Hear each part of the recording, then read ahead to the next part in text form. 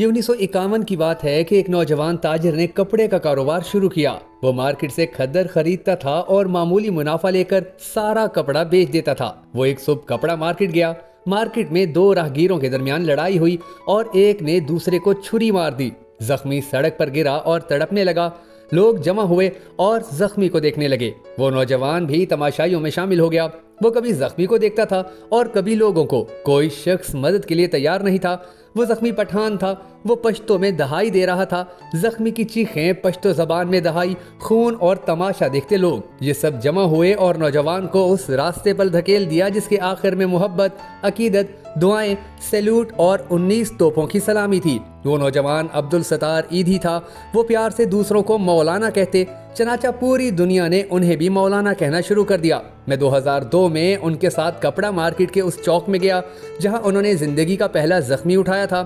وہ چوک میں کھڑے ہو کر منظر کشی کر رہے تھے۔ میں یہ دیکھ کر حیران رہ گیا کہ لوگوں نے اپنی جیبیں خالی کرنا شروع کر دیں۔ خواتین نے اپنے زیور اتارے اور مولانا کی جیب میں ڈال دیے۔ لوگ آتے جاتے تھے اور نوٹ ان کے حوالے کرتے جاتے تھے۔ مولانا نے تنگ آ کر قمیض کا دامن اٹھا لیا۔ لوگوں نے نوٹوں اور زیورات سے ان کی جھولی بھر دی۔ مولانا نے مجھے اشارہ کیا اور ہم دوڑ کر ان کی ایمبولینس میں آ گئے۔ مولانا نے گاڑی سٹارٹ کی اور ہم واپس ان کے دفتر آ گئے۔ لوگوں کی یہ عقیدت حیران کن تھی۔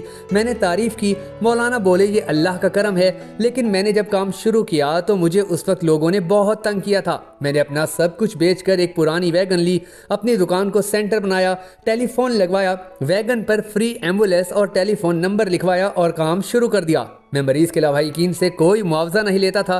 میں نے سینٹر کے سامنے ایک گلا یعنی منی باکس رکھ دیا تھا۔ میں شکریہ کے لیے آنے والوں سے صرف اتنا کہتا تھا، آپ کو جو توفیق ہے وہ اس گلے میں ڈال دیں۔ لوگ اس میں آنا 2 آنے ڈال جاتے تھے۔ یہ 2 آنے ایدھی ایمبولینس سروس کا کل اثاثہ ہوتے تھے۔ میں اس پر خوش تھا، لیکن میری برادری کو یہ کام اچھا نہیں لگتا تھا۔ یہ مجھے سودائی کہتے تھے۔ میں سودائی تھا بھی۔ میرے اندر اچھے کپڑوں، اچھے جوتوں، اچھے کھانوں اور اچھے گھروں کی خواہش پیدا نہیں ہوئی تھی اور مجھے پیسے کی بھی تمنا نہیں تھی۔ میری یہ عادتیں میرے کاروبار، خاندان کو پسند نہیں تھی، لیکن میں ڈٹا رہا، یہاں تک کہ میں اب دنیا کے کسی بھی کونے میں جھولی پھیلا کر کھڑا ہو جاتا ہوں تو لوگ آنکھیں بند کر کے اپنی جیبیں خالی کر دیتے ہیں۔ میری عبدالستار ایدھی صاحب سے پہلی ملاقات 2002 میں ہوئی اور آخری 2011 میں۔ میں نے 2002 میں سیلف میڈ کے نام سے ڈاکومنٹری فلمیں بنانا شروع کی۔ یہ ایک ناکام تجربہ تھا۔ یہ تجربہ میری ساری جمع پونجی بھی لے گیا اور میرا بے شمار وقت بھی، لیکن یہ مجھے ایدھی صاحب جیسے انسان سے متعارف کروا گیا۔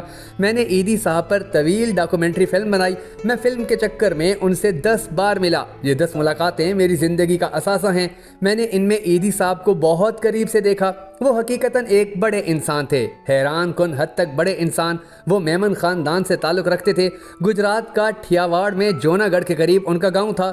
بانٹوا گاؤں کی آبادی تقریباً 25,000 تھی۔ گاؤں کے 70% لوگ میمن تھے۔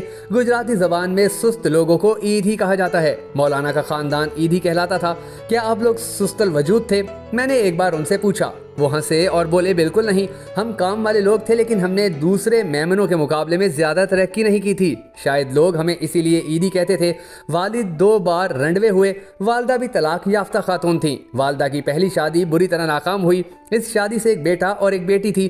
یہ دونوں بچے ایدھی صاحب کی خالہ نے پالے۔ والدہ پوری زندگی ان دونوں بچوں اور اپنی پہلی شادی کے مظالم کو نہ بھلا سکیں۔ بچوں کی جدائی اور پہلے خاوند کی زیادتیوں نے انہیں ڈپریشن کا مریض بنا دیا۔ یہ ڈپریشن ایدھی صاحب میں بھی تھا۔ یہ شروع سے حساس، خاموش طبع اور پھیکے تھے۔ یہ تینوں خصوصیات پوری زندگی ان کے ساتھ رہیں۔ ایک بار یہ فرمانے لگے، میں اپنے جاننے والوں کو مشورہ دیتا ہوں، آپ کسی ایسی عورت سے شادی نہ کریں جس کے پہلے بھی بچے ہوں، کیونکہ ایسی عورت تقسیم ہوتی ہے۔ یہ پوری زندگی پچھلے بچوں کے غم سے نہیں نکل پاتی۔ مولانا نے زندگی بھر ملیشیا کی شلوار قمیض اور پلاسٹک کے سلیپر پہنے۔ میں نے پوچھا، کیا یہ آپ کی یونیفارم ہے؟ ہنس کر جواب دیا، نہیں، ہمارے معاشرے میں لوگ مردوں کے کپڑے اور جوتے استعمال نہیں کرتے، یہ انہیں منحوس سمجھتے ہیں۔ میں نے ایک بار ایک پٹھان کو دفن کیا۔ اس کے گھر سے ملیشیا کے 2 تھان نکلے۔ لواحقین نے وہ تھان مجھے دے دیے۔ میں 2 سال بعد ان تھانوں میں سے 5 میٹر کپڑا نکالتا ہوں اور سلوا کر پہن لیتا ہوں۔ یہ 2 تھان میرے لیے کافی ہیں۔ میں جوتے بھی مردوں کے پہنتا ہوں، اس سے اللہ بھی یاد رہتا ہے، موت بھی اور زیادہ اسراف بھی نہیں ہوتا۔ وہ مجھے ایک مسجد میں بھی لے گئے۔ یہ سفید رنگ کی چھوٹی سی مسجد تھی۔ بتانے لگے کہ میں اس مسجد میں فجر کی نماز پڑھتا تھا اور میں نے ساری زندگی اس میں فجر کی نماز پڑھی ہے۔ ایدھی صاحب کا آج یوم وفات ہے۔ ہم سب کو دعا کرنی ہے کہ اللہ تبارک و تعالی ہمیں ایدھی صاحب کے راستے پر چلنے کی توفیق دے۔